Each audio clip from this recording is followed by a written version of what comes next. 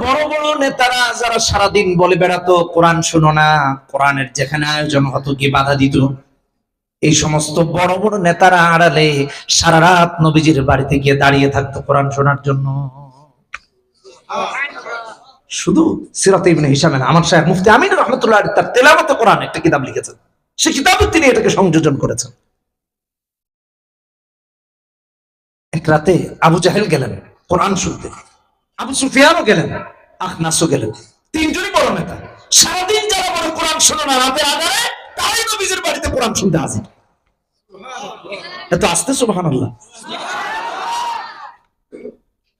সারা রাত কোরআন শুনেছে, সকাল হয়ে গেছে।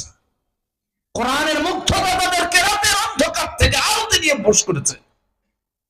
সকাল হয়ে গেছে, প্রভাতের আলো দেখে চিন্তা করলো এখন তো বাড়ি ফেরা দরকার।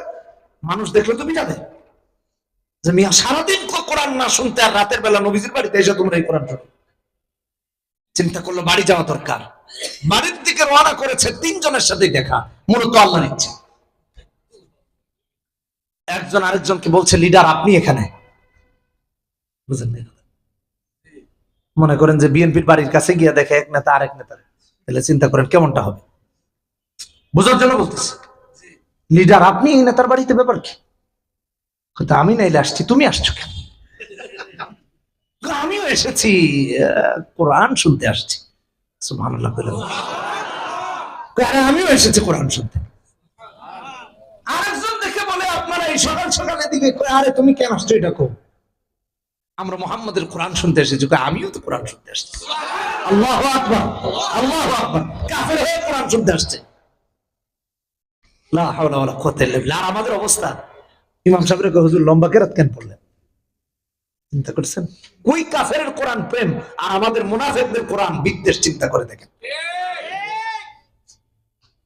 আচ্ছা রাখেন, তিনজন মিলে শর্টকাট মিটিং করলো, কয় দেখো তুমিও নেতা, সেও নেতা, আমিও নেতা। আর নেতারা যদি এসে এরকম আমাদের সবচেয়ে বড় দুশমন মুহাম্মাদের বাড়িতে এরকম কোরআন শুনতে আসি, তাহলে তো কেউ আমাদের ফ্যান ফলোয়ার থাকবে না, অনুসারী থাকবে না, সব তো আমাদের উল্টা পিটাবে। বলবেন মিয়া সারাদিন কোরআনের বিরোধিতা করো আর রাতের বেলা গিয়ে পালায় পালায় আমাদেরকে ঘুমে রেখে কোরআন শুনো। লাত মানাত ওজ্জা হবলের কেউ উপাসনাকারী থাকবে না। ঠিক আছে নেতা, কালকে থেকে আর আইসো না। ঠিক আছে আসবো না। তুমিও কিন্তু আইসো না। না আসবো না। তুমিও না আইসো না। তিনজন ওয়াদা করে বাড়িতে ফিরেছে আগামীকাল থেকে আসবে না। আল্লাহ কয় কালকেও আসবি, কারণ কালাম তো হলো এটা আমার। আল কোরআন কালামুল্লাহ ওয়া খারাজা মিন, এটা আল্লাহর কালাম, এটা মানুষের বক্তব্য নয় যে তোমরা চাইলেই না শুনে থাকতে পারবা। তোমাদের মনই তোমাকে আবার কোরআনের কাছে নিয়ে আসবে। দেখুন সুবহানাল্লাহ। পরের রাতে ওয়াদা করেই তো তিনজন গিয়েছে যে আর আসবে না, কিন্তু রাতের বেলা যখন বিছানায় গিয়েছে ঘুম আর আসে না, অশান্তি মন, একাত্ম হয়ে ওকাত্ম হয়ে শান্তি আর খুঁজে পায় না। আল্লাহ তিনজনের মনে এক ইচ্ছা জাগ্রত করে দিলেন। ইচ্ছাটা কি দেখেন? আবু জাহেল চিন্তা করতে লাগলেন, যেহেতু গতকাল ওয়াদা হয়েছে আবু সুফিয়ান আর আখনাস যাবে না, তাহলে আমি আজকে গিয়া লুকোচুরি করে একটু শুনে আসি। এটা আবু জাহেলের মনের ভাবনা। আল্লাহ আবু সুফিয়ানের মনে একই চিন্তা উঠায় দিলেন।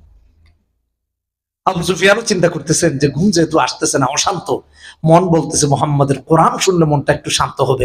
না জানি মুহাম্মদ আজকে কোন সূরাটা তেলাওয়াত করে, এই অশান্তিতে ঘুমাইতে পারতেছে না। আজকে তো আবু জাহেল আর আবু আখনাস যাবে না, তাই আমি একটু যাই আর তাড়াতাড়ি বাড়ি ফিরে চলে আসবো, বেশিক্ষণ শুনবো না। আবু সুফিয়ান রওনা দিলেন। আখনাস চিন্তা করলো ওই দুই নেতা তো আজকে যাবে না, ওয়াদা করছে, আমার ঘুমটুম আসতেছে না, গিয়ে একটু শান্তির বাণী শুনে আসে। ওরা দুজন যেহেতু যাবে না, সেও গিয়ে হাজির। বলেন তো কয়জন গিয়েছে?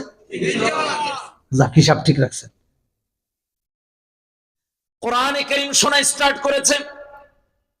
যত শুনে তত ভালো লাগে, আরো শুনে আরো ভালো লাগে, আরো শুনে আরো ভালো লাগে।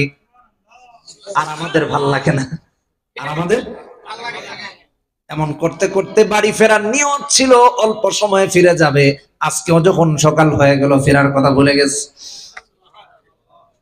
আবার একজনের সাথে আরেকজনের দেখা। একজন আরেকজনকে বলে গতকাল না ওয়াদা করেছিল আজকে আসবে না, কইতো আপনি কেন আসছেন? কয় আমার ঘুম লাগতেছিল না তাই এসেছি। কয় বিশ্বাস করেন আমারও ঘুম লাগতেছিল না, সামান্য শান্তির খুঁজে মুহাম্মাদের বাড়িতে এসেছি। আর এসে যখন কোরআন শুনতে লাগলাম বাড়ি যাওয়ার কথা ভুলেই গিয়েছি, সকাল কখন হয়ে গেল। তিনজনেরই বক্তব্য